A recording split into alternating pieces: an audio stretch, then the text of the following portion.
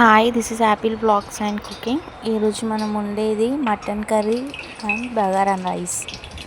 So mutton curry కోసం మనం first pan పెట్టి అందులో ఆయిల్ వేసి ఆనియన్స్ ఇంకా పచ్చిమిర్చి ఇవన్నీ వేసి వేయించుకోవాలి. దాని తర్వాత దాంతోపాటు అల్లం ఎల్లిగడ్డ వేసి మంచిగా వేయించాలి పచ్చివాసన పోయేంత వరకు.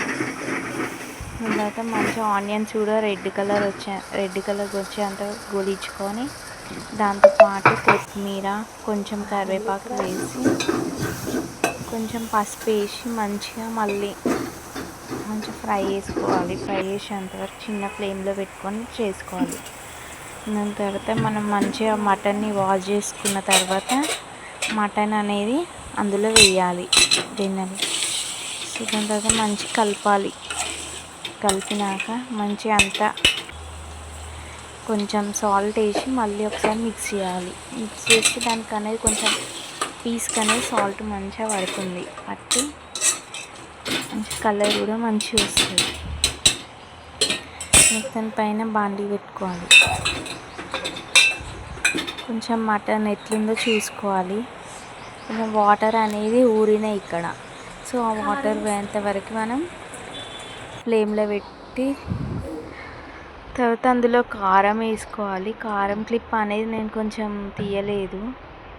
సో కారం వేసిన తర్వాత కొంచెం మళ్ళీ కలిపినాక కొంతసేపటి ఒక 2 minutes తర్వాత వాటర్ అనేది పోయాలి. మనకు కావాల్సిన వాటర్ పోసుకొని లాస్ట్కి గరం మసాలా అనేది మనం ఇంట్లో చేసిందే దంచి వేసానండి. సో ఇక్కడ మటన్ అయితే రెడీ అయిపోయింది. సో నెక్స్ట్ వచ్చేసి బగారా రైస్. బగారాకి కావాల్సిన పదార్థాలు క్యారెట్, ఆనియన్ అండ్ మసాలా. మీకు ఏవి వేసుకోవాలంటే అవి. నెక్స్ట్ బాండీ పెట్టి బాండీలో ఆయిల్ వేయాలి. ఆయిల్ వేసినాక పచ్చిమిర్చి, ఆనియన్ మనం ఏవైతే కట్ చేసి పెట్టుకున్నామో కావాల్సిన పదార్థాలు సో అవి వేసేయాలి. ఫస్ట్ పచ్చిమిర్చి ఆనియన్ అనేది రెడ్ కలర్ వచ్చేంత గోలినాక మనం కట్ చేసి పెట్టుకున్న క్యారెట్ ముక్కలను కూడా వేసి వేయించుకోవాలి. దాంతోపాటు అల్లం వెల్లుల్లి పేస్ట్ మంచిగా పచ్చివాసన పోయేంత వరకు మంచిగా ఆయిల్లో ఫ్రై కావాలి అల్లం వెల్లుల్లి పేస్ట్.